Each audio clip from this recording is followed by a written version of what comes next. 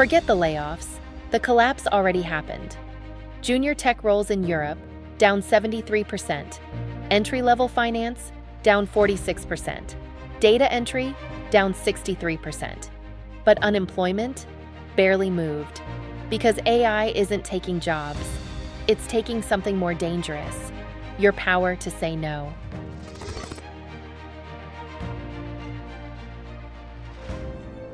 For 50 years, workers had something companies needed: scarcity. Skills took years to build. Expertise was unevenly distributed. Replacing people was expensive and risky. From the post-war era through the early 80s, workers captured 2/3 of total income in the US. That wasn't generosity. It was leverage. You could threaten to leave, and they couldn't afford to let you. Then something shifted. Starting in the 80s, labor's share began its slow decline, even as employment stayed stable. Offshoring didn't wipe out all blue-collar jobs. It created an alternative, and the existence of that alternative suppressed wages at home. Jobs stayed, leverage vanished. Now that same mechanism is coming for knowledge work. For decades, expertise carried a scarcity premium. A senior financial analyst commanded high fees because their knowledge took years to build. A lawyer billed $400 an hour because their judgment couldn't be copied. That's over. Once a model is trained, the marginal cost of intelligence is nearly zero. ChatGPT raises writing productivity by 40%. GitHub Copilot accelerates code by 56%. But here's the part no one talks about. Artificial intelligence doesn't just make workers faster, it makes them equal. Research shows that lower-performing workers gain the most from AI assistance. Higher performers, smaller gains. The result is compression. The gap between a top 10% analyst and a median one shrinks to almost nothing. When everyone's output looks the same, no one is scarce. And when you're not scarce, you have no leverage. The evidence is already in the data. Between 2024 and early 2025, entry-level tech hiring in Europe collapsed by 73%. Financial services, 24% drop in roles requiring under 2 years of experience. Auditors, down 43%. Data entry, down 63%. In the UK, graduate and apprenticeship vacancies fell 32%. Entry-level roles now account for just 25% of the market. Why? Because junior roles existed as a training pipeline. Companies accepted lower productivity from new hires because they were building future capacity. But with AI compressing learning curves, juniors add no leverage. An AI-assisted junior can't accumulate knowledge faster than an AI-assisted senior, so the junior disappears. But what about experienced professionals? They're not being eliminated, they're being de-risked.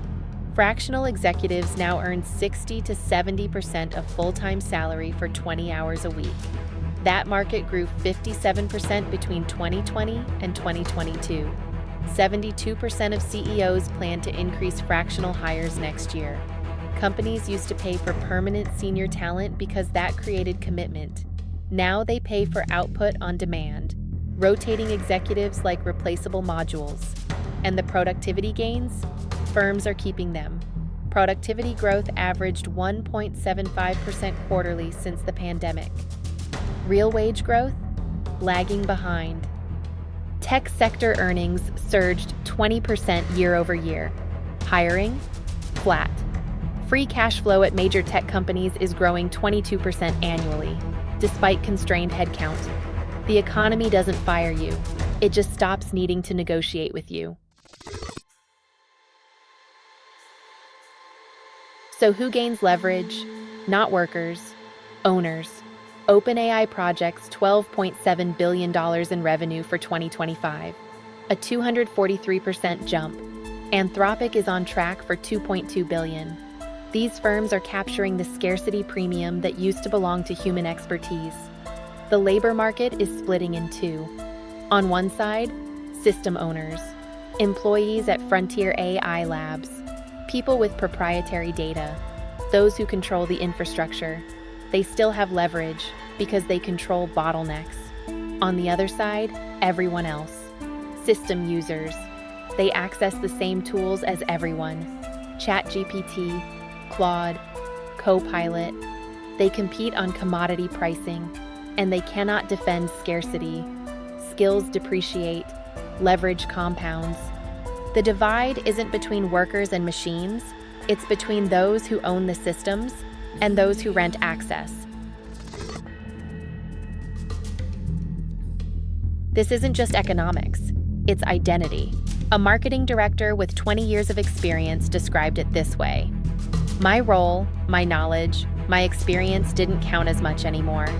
AI was writing better headlines. Dashboards analyzed results faster.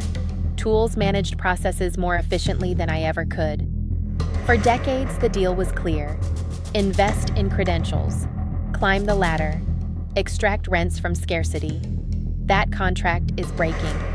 A Harvard degree is no longer a reliable path to leverage because AI was trained on everything those degrees were meant to teach. Status anxiety is spreading. Some professionals refuse to use AI on principle. Others perform expertise louder than ever. Both are symptoms of the same fear. The ground is shifting beneath them. And the worst part? Without junior roles, there's no path in. Without a path in, there's no future talent. Without future talent, firms rely on short-term contracts. The ladder isn't just harder to climb, it's disappearing above you. This is the hidden collapse. Employment stays stable. Headlines stay quiet, and leverage erodes in silence. The question everyone is asking, will AI take my job? Is the wrong question. The right question is, when your output becomes a commodity, when your skills are no longer scarce, when the company doesn't need to negotiate with you anymore, what do you have left to bargain with? I'm Rebecca. This is The Gradient, AI News by AI. See you in the next render.